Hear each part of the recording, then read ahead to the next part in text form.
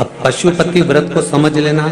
कई माताएं गलती करती हैं, कई माताएं व्रत को नए नए तरह से करती हैं। कोई कुछ बताता है, कोई कुछ बताता है, कोई कुछ बताता है। उस व्रत को आप समझ लीजिए, पशुपति व्रत को। पशुपति व्रत 5 सोमवार का होता है। कितने सोमवार होते हैं अच्छे से समझ लेना। 5 सोमवार का व्रत है। आज अष्टमी का दिन आप लोग अच्छे से समझ लोगे तो आपको फिर कोई ये नहीं होगा कि मैंने व्रत करा और मेरा काम क्यों नहीं हुआ। उसमें अपने को अपनी गलती छांटना है कि गलती कहां हो गई। पशुपति व्रत 5 सोमवार का होता है। बीच में किसी सोमवार पर यदि एकादशी पड़ जाए या कोई तीज पड़ गई या कोई त्योहार पड़ गया, कोई नवरात्रि का व्रत कर रहे हो या कोई त्योहार का व्रत कर रहे हो या कोई तिथि का व्रत कर रहे हो और उस दिन सोमवार पड़ गया, अब आपने विचार करा कि मेरा पशुपति का भी व्रत है और साथ में तीज का भी व्रत है, तो कौन सा व्रत करूं मैं। तो उस समय पर आपको पशुपति व्रत छोड़ देना चाहिए। फिर आप तीज का व्रत कर लो, या चतुर्थी का करती हो तो चतुर्थी का करो, छठ का करती हो तो छठ का करो, नवरात्रे के व्रत करती हो तो नवरात्रे के करो। 5 व्रत पशुपति होते हैं। व्रत करने के लिए जब आप निश्चित करें कि मुझे इस सोमवार से पशुपतिनाथ के व्रत करना है, जीजियों भाइयों ध्यान रखना, उस दिन सुबह स्नान करने के बाद में बड़े प्रेम से पूजन की थाली लगा लो। उसमें चंदन, अबीर, गुलाल, जो भी आप रखना चाहें, रौली, चावल, मौली, जनेऊ, पंचामृत, चाहो तो अलग अलग ले जाओ, चाहो तो एक साथ मिलाकर ले जाओ। भगवान शंकर की पूजन करो सुबह के समय पर और शिव जी का पूजन कर कर, आराधना कर कर भगवान शंकर से प्रार्थना करो, हे शिव जी, हे ओगड़दानी, हे त्रिकालदर्शी, हे कैलाशी, अविनाशी, आज से मैंने पशुपति व्रत प्रारंभ करे। बाबा मेरा ये व्रत इस कार्य के लिए मैं कर रही हूं, आप स्वीकार करना। बाबा को निवेदन करना। पूजन का सामान थाली में उतना लेकर जाना कि सुबह भी काम आ जाए और शाम को भी काम आ जाए। अलग से पूजन का साहित्य में शाम को अलग से नहीं रखना। थाली में उतना ही रख के ले जाओ जितना सुबह भी काम आए और शाम को भी काम आए। बाबा को निवेदन कर कर पूजा की थाली वापस ले आओ। शाम के समय पर घर में मीठा बनाओ, 6 दिए रखो थाली के अंदर घी के, और दिए रखकर मीठा ले जाकर मंदिर में पूजन करो।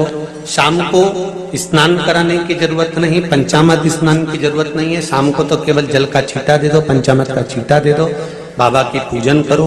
पूजन कर कर प्रसाद के पहले 3 हिस्से करो। 3 हिस्से करने के बाद फिर आप दिया लगाइए। फिर बाबा को कितने दिए लगाना है? जम के बोलो, 5 दिए लगाना है आपको शंकर भगवान को।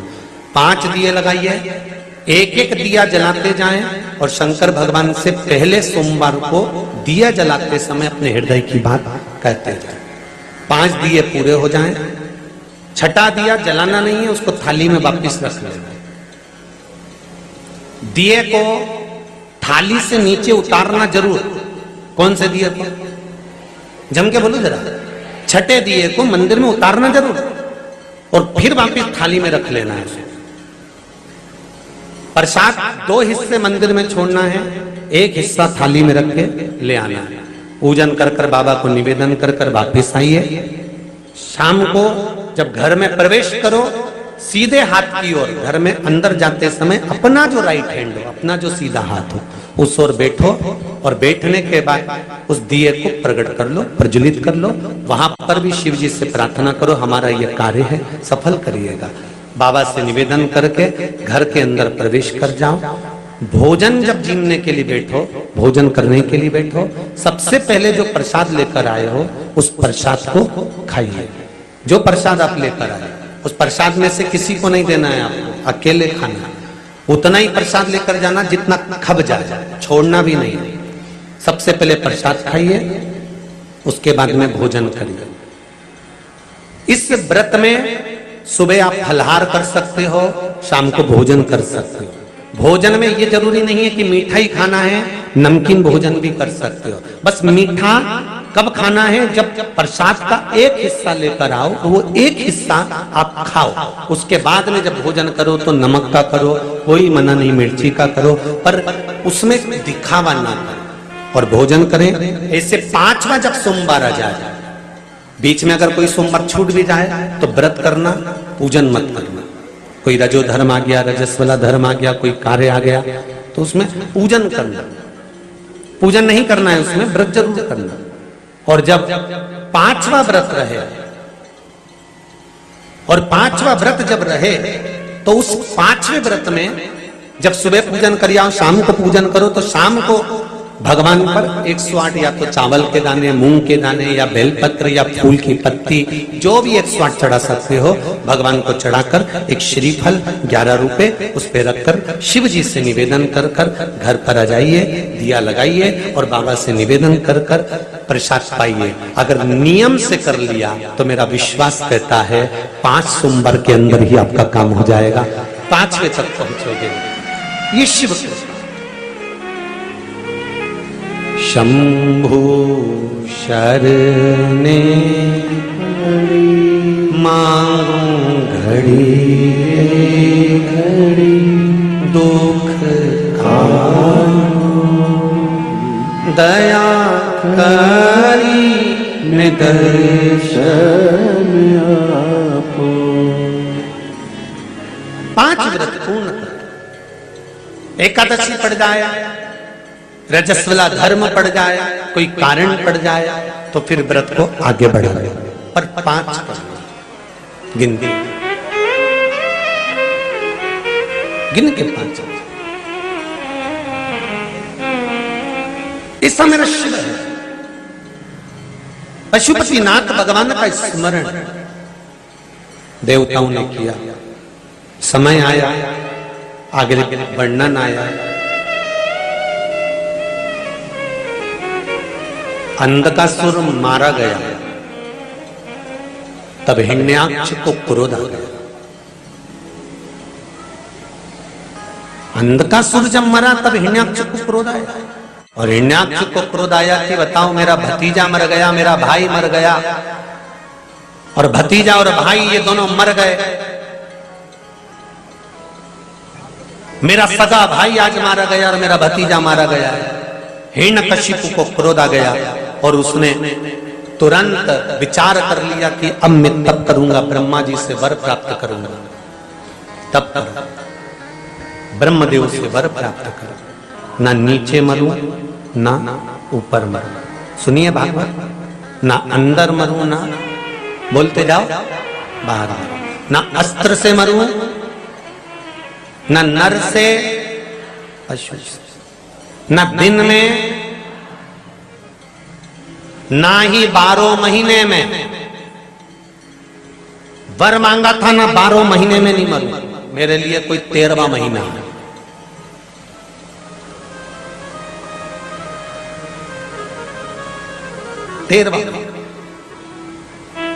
ब्रह्मा जी ने कह दिया तथास्तु, और हुआ वही। आया घर, धर्मपत्नी नहीं थी, कहां गई? इंद्र ले गए। इंद्र क्या गए तो कि देवऋषि नारद ले गए। नारद जी क्या, इंद्र जिस नारी को लेकर आए थे हिरण्यकशिपु की पत्नी को, वो पत्नी देवऋषि नारद की यहाँ गर्भित थी, और गर्भित नारी को देवऋषि नारद ने जो ज्ञान प्रदान करा, उस ज्ञान के बल से गर्भ से जो संतान उत्पन्न हुई, उसने जन्म लेते से ही भगवान के नाम का आह्लाद करा, और उसी का नाम प्रहलाद हो गया। वो प्रहलाद प्रकट कर।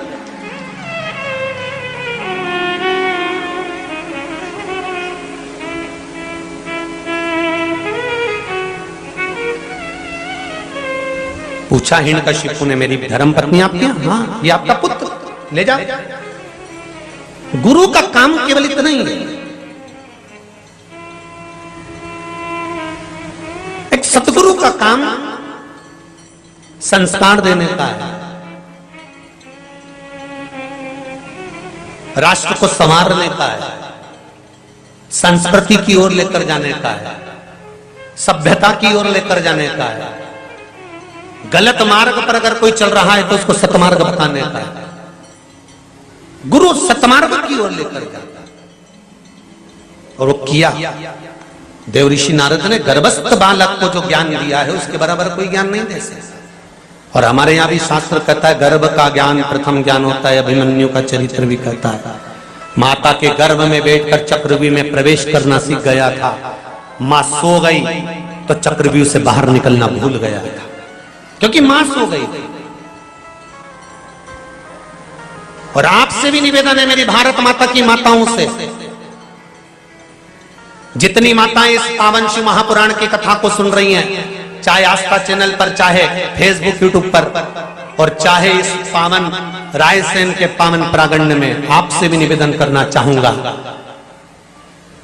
कि बच्चों को ज्ञान दीजिए, संस्कार दीजिए, और उसको हमारे सनातन धर्म के बारे में बताना प्रारंभ करिए, नहीं तो आने वाली पीढ़ी रोना चालू कर देगी। उसको संवारने की जवाबदारी आपकी है, उसको सुधारने की जवाबदारी आपकी है।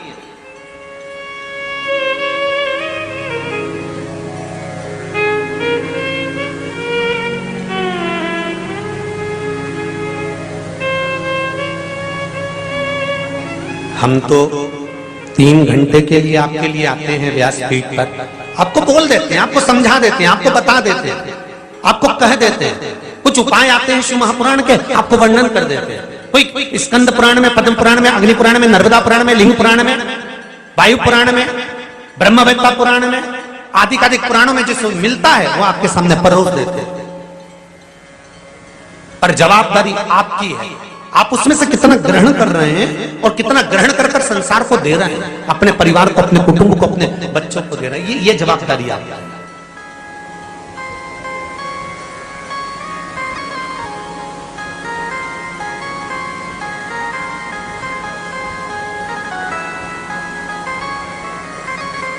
महाराज बड़ा प्रबल ज्ञान मिला, हिरण्यकशिपु ने पढ़ने के लिए भेज दिया, विद्याध्ययन करा, गर्भ का ज्ञान था तो उसको अलग से कोई ज्ञान की जरूरत नहीं पड़ती।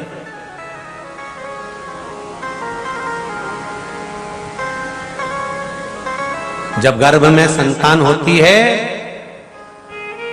तो पहले की बुजुर्ग माताएं कहती थी रामायण पढ़ो, गीता पढ़ो, शिव पुराण पढ़ो,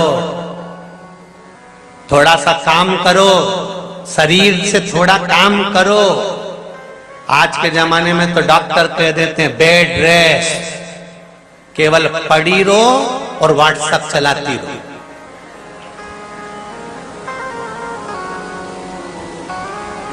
तुम अभी व्हाट्सएप चलाओ, तुम्हारी औलाद पैदा होते से तुम्हें चलाएगी। तुम भेजना स्कूल, वो भोजपुर घूमने निकल जाए। दोस्तों, पशुवती व्रत के नियम गुरुजी ने आज आपको क्लियर समझा दिए हैं। इसे अपने दोस्तों, परिवार वालों में शेयर करना न भूले। चैनल को सब्सक्राइब कर ले, वीडियो को लाइक कर ले, वीडियो को ज़्यादा से ज़्यादा शेयर करना न भूले, और कमेंट करके ज़रूर बताइए वीडियो आपको कैसा लगा। तो मिलते हैं अगले वीडियो में। हर हर महादेव, श्री शिवाय नमस्तुभ्यम दोस्तों।